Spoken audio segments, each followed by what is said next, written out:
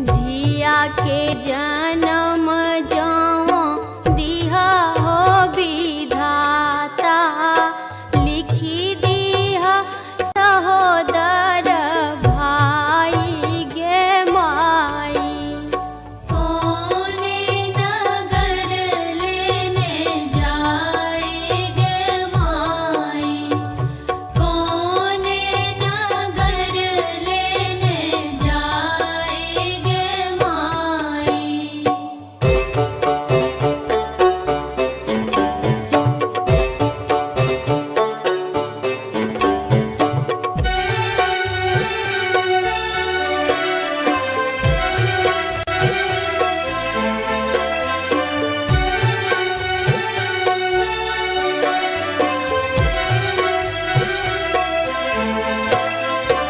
कोखिया बिहुन जूनी देव विधाता, पुरुख मुरुख जूनी देव गे माई।